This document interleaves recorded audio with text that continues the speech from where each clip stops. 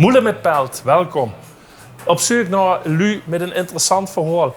En u had ik afgesproken met een mevrouw, grootmeesteres in het Heerlijksplat, Esther van Loo. Hallo Esther. Wat ziek dat ze net is. Ja, welkom, leuk. van harte welkom. Geer. Verzet ons even erbij, dat we ons even kunnen moelen. Dat we ons echt even kunnen durken. Wat wil ze drinken? Een cappuccino alsjeblieft. Cappuccino. Loes, has een cappuccino? Moelen met Pelt.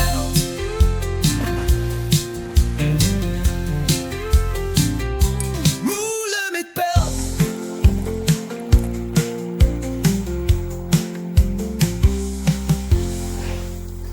Esther van Loo. Leuk dat ze met me wil skallen. We gaan het over van alles aan. Maar voor beginnen bij het begin. Waar stond het weekje? Het weekje stond niet in hele. Het stond Maar- voelender. Oké. Ja, want de mam kon het voelender. En de pap kon het hele. En ja, goed geboren in het huis van de oma. Op het Laurentiusplein. Wel hardcore midden in Voelender Hardcore dan. kolonie, inderdaad. Ja, Ja. ja. En echt dat liedje weer van de dagschicht van Carbon moet ik immer aan het Laurentiusplein denken. Ja. Van wie ze door wakker woeten en wie de lui eieren gingen halen, wie de honder en zo. Ja, Hè? ja, En koelu die er op de huiken zaten te Dat wachten op de was echt bus. zo? Ja. Dat was door, ja. Oké. Ja, ja. Zeg, en bist je er echt opgegroeid? Of Nee, ook best, nee. Daar heb ik maar ganz kort gewoon een paar maanden en toen zei ik van, nou ja, daar kom ik wonen. Dus ik woon eigenlijk vanaf mijn halfde jaar in Heerlen. Oké. Ja. En dus de man van Voelender, maar de papa natuurlijk wel echt van een Heerlen, Heerlenaar. ja. Ja, zeer onlangs overleden. Ja, Jacques klopt. van Loo. Ja. Hele bekende naam ook in Bekende het Heerlijks. Heerlenaar, hè? Ja. En waar hadden je gewoond welke week? In Welte. Welte? Eigenlijk immer in Oké. Welte. Ja. Oké, wat Dus tegen Voelender aan. Ja, Dus precies. bleef Dat vond de toch man een dan beetje- toch leuk. Alleen maar door Valkenburgerweg. Fietsen, dan was je weer. Ja, klopt. En dan Sjoel natuurlijk, In Sint-Martinus. Welte ook. Ja, dat wordt toen de Anna, hè. Want houdt ze nog, ik hoor nog van de lichting Meertje Sjoel Jungskes Sjoel, hè. Dus nee, dat klopt niet. Wie ik begoos, was dat juist, ik word het tweede jaar hoe gemengd wordt. Maar het was wel nog de Anna. Ah, oké. Maar wel op dezelfde plek wat het nu is, of niet? Ja, klopt. En hoe nu die kinderopvang zo dat Mergelstegenbouw. Daar wordt de Martinez. Goed. Dus wat er nu is, dat wordt vroeger de Anna, maar dat heet nu de Martinez. En dan gaat ze natuurlijk naar de middelbare school. Ja, Sint-Meerten, of? Nee, wil ik toch niet. Ik moet toch per se de stad in. En toen moet het Corrievalum. Ik gewoon twijfelen Bernardines of Corrievalum. Dat wordt dan de geëikte keuze. Hè. Dus Corrievalum geworden, omdat de vriendinnetjes doorheen gingen. Verder Ja. niet per se. Maar had ze ook nog de fusie dan metgemaakt? Of hast du Toen alleen was ik maar al Corrie goed. van? Waar Ja, ik al ja. weg. Ja. En aardrijkskunde houdt ze van Paul van Loo? Niet van Paul, want hij werkte toen... Ja, even denken, dat had op verschillende... Nee, dat was op Bernardines op een gegeven moment. Nou, dat weet ik niet meer precies. Van de Jacques van Loo. Is ook gegaan. Van de Jacques van Loo heb ik wel nog les gehad. En een neef van mijn pap. Ja, de Van Loo zitten Die zit overal. Ze zitten overal. Ja, dat is wel echt zo. En op Corrievalum kwam ze erachter dat ze een talenknobbel van je wel was. Ja, Of men kon ja, daarheen. zo gaat het. Ja, ikzelf, ja. Ik dacht, ik wil het met taal gaan doen, want daar ben ik goed in. En dat vond ik ook gewoon heel erg leuk. En toen dacht ik van, ik ga Chinees studeren in Leiden. Maar dat kostte dus alleen maar in Leiden. En toen dacht ik, nee, ik wil toch naar Amsterdam. Want ik was ook al in 82 naar die anti-kruisraketten demo in Amsterdam geweest. En zo. Ik vond Amsterdam wel heel cool in die tijd. Heel rafelig eigenlijk. Ik vond het chic. Een stoere stad. Wat ik het nu niet meer vind. Ik vind het nu veel te aangeharkt. Maar dat wordt toen niet. En toen dacht ik, nou, dan is ze een andere moeilijke taal door die ze nog niet kent. En toen is het Russisch geworden. Ook omdat ze toen natuurlijk al heel erg houdt van het... wat nu ook is, heel veel Koude Oorlog, retoriek en veel vijandbeelden over en weer. En zo, ik dacht van, ik kan niet zo zien dat aan de overzee van het IJzeren Gordijn alleen maar monsters wonen of zo. Dat klopt gewoon niet. Er wonen ook lui die een tas koffie drinken in een café, weet je. Ik dacht, om dat te weten te komen, moesten ze toch de taal leren. Dus daar vrouwen ook dat Chinees in de kop gehad.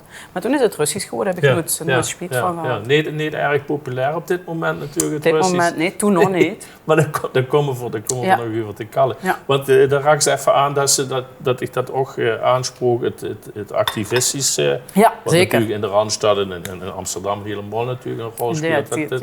Dat soort al vroeger, dat zit er nog in. Ik denk dat dat er wel in zit. Ja, ik wil me toch altijd wel een keer inzetten voor dingen. Ik doe toch wel veel vrijwilligerswerk en ik ben toch wel heel politiek geëngageerd. Ja, niet helemaal precies, maar ik volg wel alles heel erg op de voet. En hoe ik het kan doen, dan zal ik het niet laten. Ja. Ja. Want wat nu in de wereld allemaal gaande is, dat moet ik dan toch ook veel Het zorgen raakt me diep, ja. Ja. Ja, ik vind het echt een zwaktebod dat er alleen nog maar over oorlog gekald kan worden. En alleen nog maar, kijk, de kind ervan vingen wat ze wil, maar vrede mag ze niet met die vrienden, vrede mag ze met die vijanden. En dus ze zal toch moeten kijken wie kan er bruggen bouwen, want we zullen toch met die weer moeten, wie dan ook. Of het nu Oekraïne, Rusland is, of Gaza, Israël, of neem al die andere krigen maar op. Dat deed me wel heel veel leed, ja, en dat maakt me ook erg veel zorg. Wat kunnen we hier toch aan dus er niet zoveel aan doen natuurlijk, maar even terug naar dat Russisch. Voor een van ons is dat ook gar niet te volgen. Maar waar zitten de aanrakingspunten dat ze zeer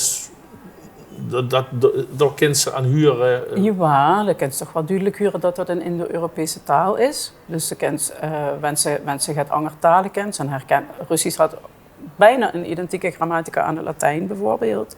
Dus als ze die grammatica kent, dan kent ze heel veel dingen terug zien. Het alfabet is natuurlijk een mix tussen het Grieks en het Os-alfabet. Dus er zijn heel veel herkenningspunten. Ik ben zelf nog andere talen gaan studeren. In mijn eigen tijd, nu ben ik met Farsi bezig, met Iraans. Hè.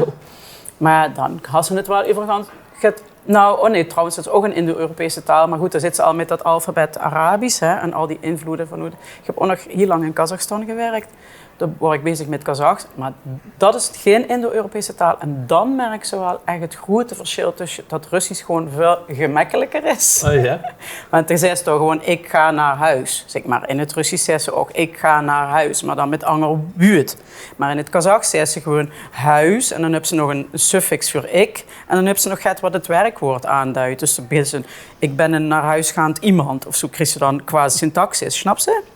Dus het is toch wel een heel goed verschil met Russisch versus Nederlands. Die leken wel erbij. Ja. De best nu les aan het geven. En dat is ook wat ze best goed doen na die studie. Ja. Ik heb dus Russisch gestudeerd en dan heb ik de lerarenopleiding gedaan, postdoctoraal. En toen hou ik mijn eerste baan worden bij het ministerie van Defensie. Terwijl ik echt een PSP'er word en die tijd echt pacifistische stemde, maar PSP. Maar ik word aangenomen en ik dacht, wie kan ik dit nu voor mezelf verantwoorden, zeg maar, dat ik bij Defensie ga werken. En ik word aangenomen in het kader van de ontwapeningsakkoorden tussen Oost en West, want er wordt natuurlijk juist de Sovjet-Unie gevallen. In 1990 ben ik begonnen met werken.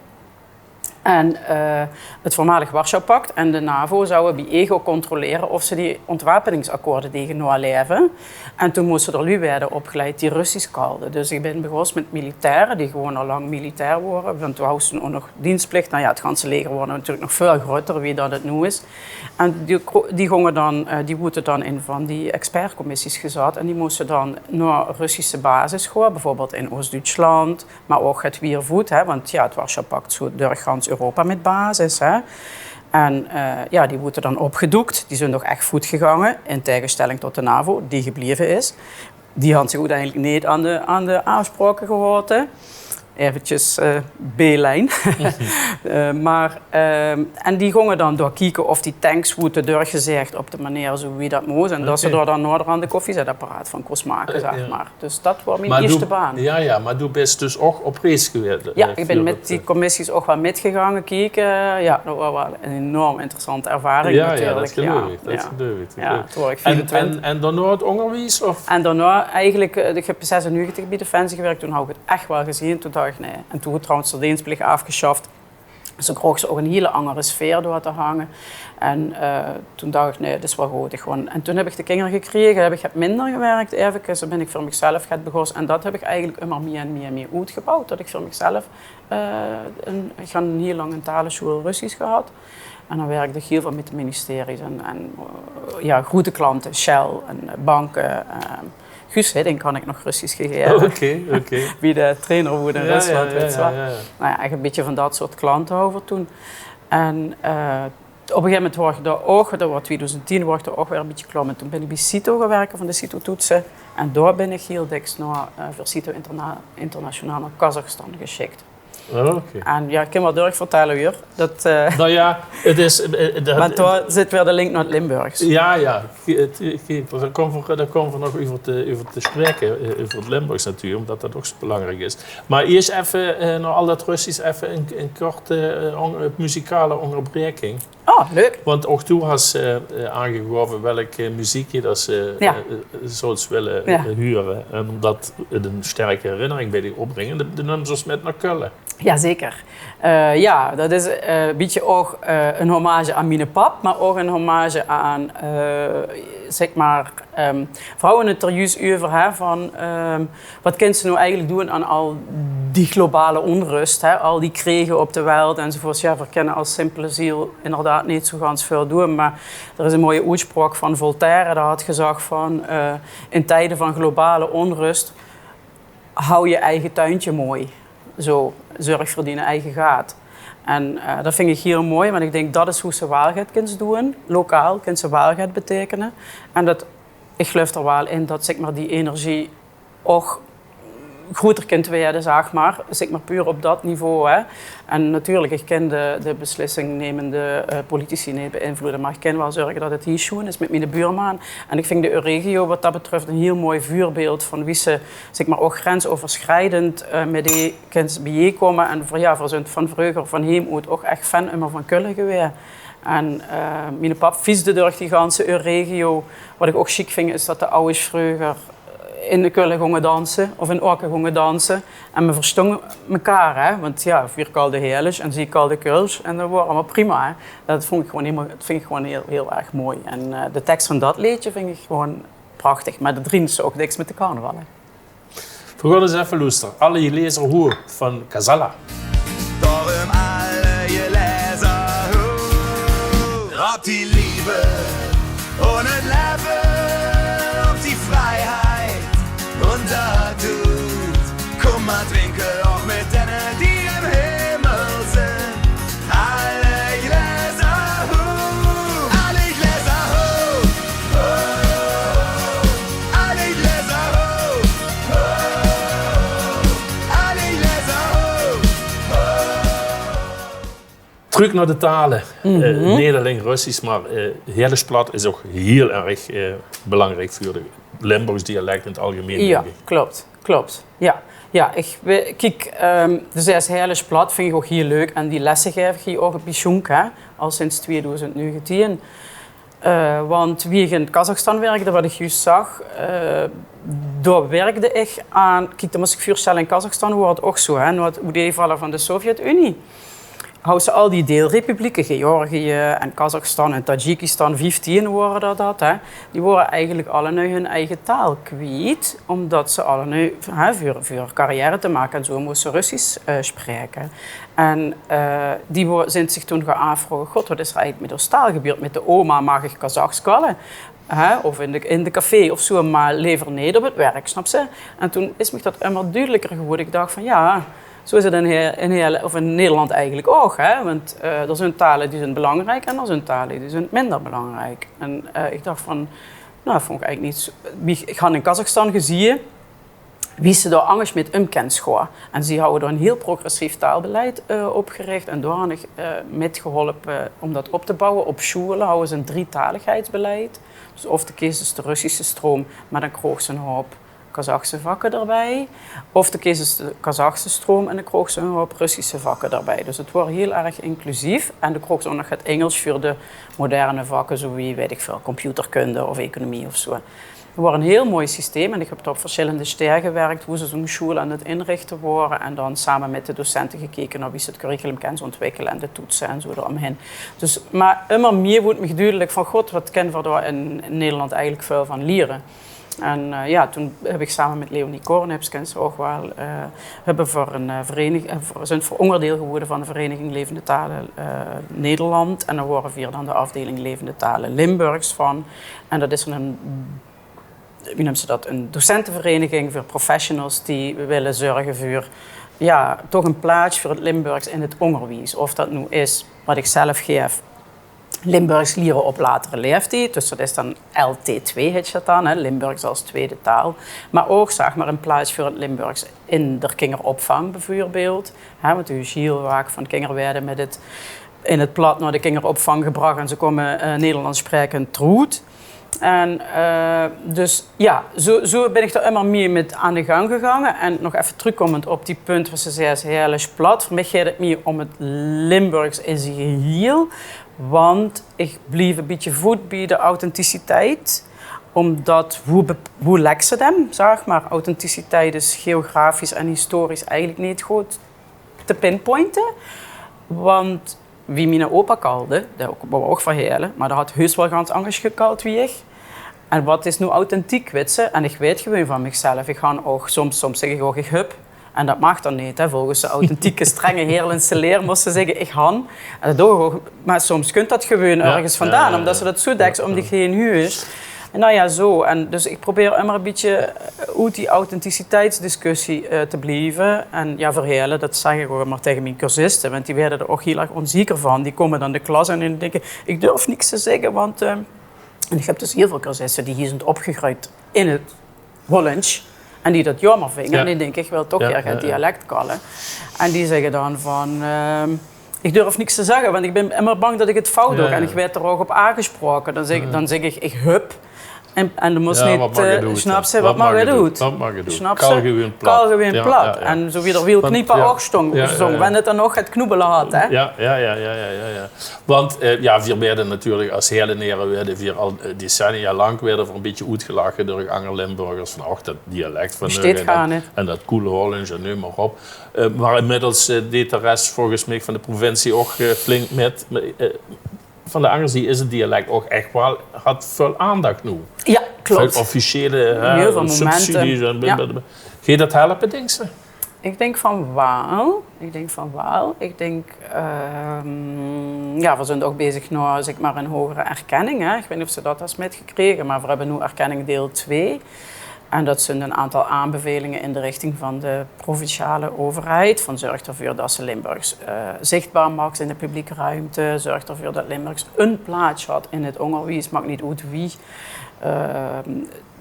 Dat soort aanbevelingen. Maar we willen nu, de provincie had zich gecommitteerd aan een streven naar deel 3 erkenning. Dus dat is dezelfde erkenning als het Fries ook had. En dan zouden die aanbevelingen wel veranderen in verplichtingen. En dan moet ook de nationale overheid zich committeren. En dat werd natuurlijk nog wel een gevecht. Want ja, dan gaat het ook gewoon om geld natuurlijk. Het is niet niks. Het had degelijk wel zin. Ja, maar ik denk dat het wel zin had. Ook sowieso. Want ja, hoe ik eigenlijk aan het begin ook zag van...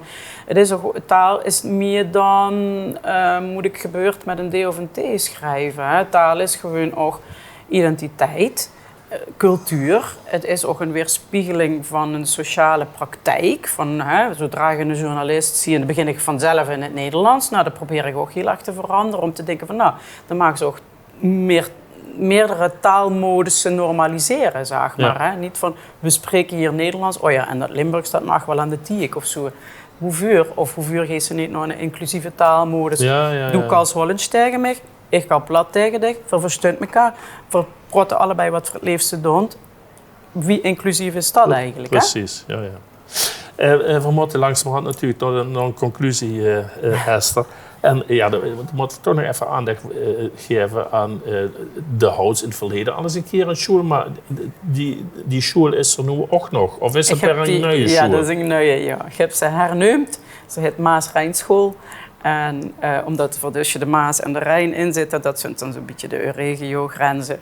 En ik heb me nu gespecialiseerd in Frans, Duits, Limburgs en Nederlands. Dus zeg maar de veertalen die van oudsher hier zeg maar in deze regio voorkomen. En ik doe samen met mijn dochter ook. Ja, eigenlijk met 2 dochters doe ik soms dingen samen in de school. En dat Frans schrijf ik dan niet zelf en dat Duits ook niet. Dat doet mijn dochter.